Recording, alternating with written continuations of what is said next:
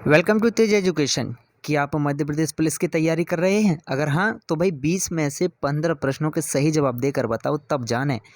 अब आप तेज exam application download कर लें जहां पर फ्री टेस्ट सीरीज आपको मिल जाएंगी मध्य प्रदेश पुलिस परीक्षा हेतु। सबसे पहला प्रश्न है कि हिंडोला महल कहाँ पर स्थित है?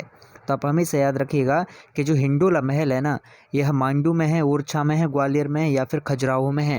तो आप याद रखिएगा कि हिंडोला महल हमारा मौजूद है भाई कहाँ पर? तो यह मौजूद है आपका मांडू में। ठीक है, विकल्प बी इसका सही जवाब है। हिंडोला महल कहाँ है? मांडू में। जेल प्रेरी में पूछा गया प्रश्न है, तो पुलिस में पूछने में क्या शर्माएगा व्यापम? नहीं, पूछ सकता है।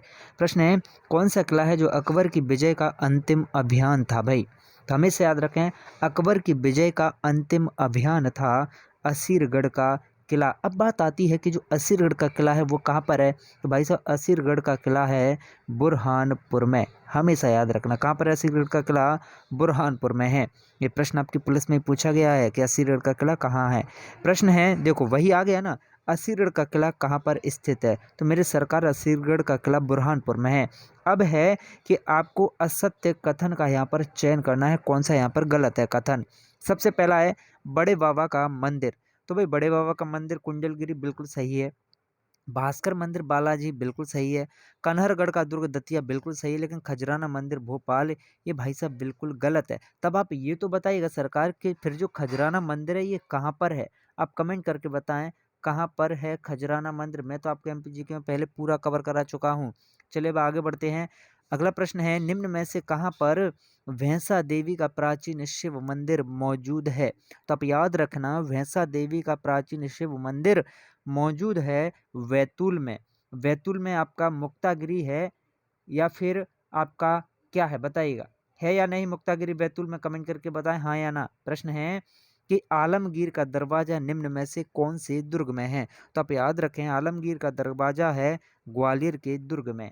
नेक्स्ट प्रश्न है कि निम्नलिखित में से कौन से मंदिर ओरछा दुर्ग में स्थित हैं? तो आप याद रखें ओरछा मंदिर में या सॉरी ओरछा दुर्ग में स्थित मंदिर है रामलला मंदिर, लक्ष्मी नारायण मंदिर और चतुर्भुज मंदिर। ये पूरे के पूरे कहाँ पर है भाई? ओरछा दुर्ग में ही मौजूद हैं।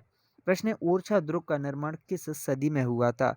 इस प्रश्न को काफी सारे लोग गलत करेंगे, तो इसका सही जवाब है कि ओरछा दुर्ग का निर्माण हुआ था 17वीं सदी में।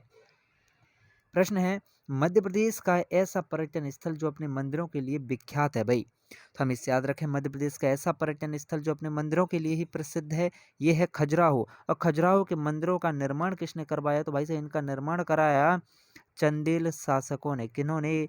चंदेल शासकों ने जो है खजुराहो के मंदिरों का निर्माण कराया। प्रश्न है, निम्नलिखित में से जैन धर्म के तीर्थ स्थल कौन से हैं?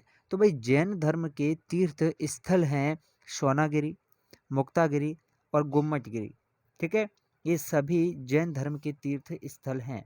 नेक्स्ट प्रश्न है, भीमबेटका की गुफाएं किस जिले में स्थित हैं? तो आप याद रखिएगा तो भाई सिर्फ जो भीमबेटका की गुफाएं हैं ना, यह हमारी रायसेन जिले में है।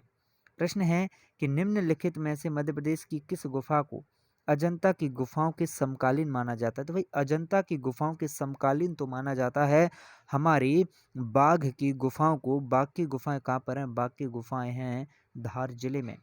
प्रश्न है कि बाघ की गुफाएं प्रदेश के कौन से जिले में? तो धार जिले में, अभी हमने देखा। प्रश्न है, बाघ की गुफाओं का निर्माण किस शासक ने करवाया? तो आप याद रखें बाघ की गुफाओं का निर्माण करवाया गुप्त शासक ने। नेक्स्ट प्रश्न है, निम्नलिखित में से कौन सी गुफा है जो बौद्ध चित्र के प्राण कही जाती है? तो आप याद रखें बौद्ध चित्र के प्राण कहा जाता है भाई वाघ की गुफाओं को। ठीक, अगला प्रश्न है कि निम्न में से किस गुफा को रंगीन चित्रकारी के कारण जाना जाता है? किसके कारण भाई? रंगीन चित्रकारी के लिए कौन सी गुफा जो है प्रसिद्ध हैं या फिर रंगीन चित्रकारी के कारण इनको रंग महल भी कहा जाता है?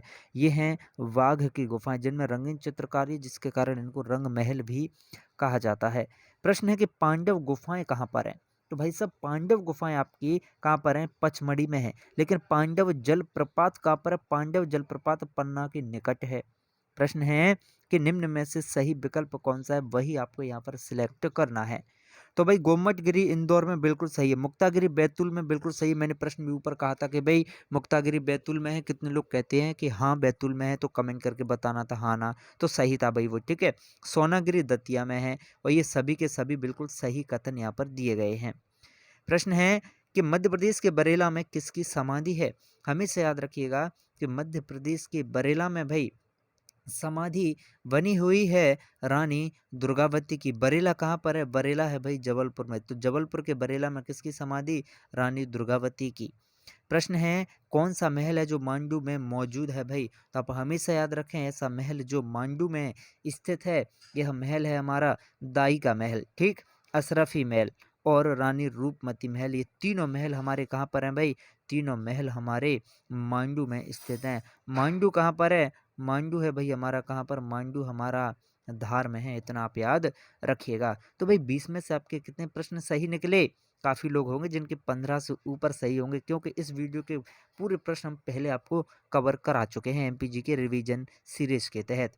ऐसे ही अन्य वीडियोस के लिए आप बने रहें तेज एजुकेशन के साथ। यह सीरीज आपको कैसी लग रही है आप कमेंट करके ज़रूर बताएं।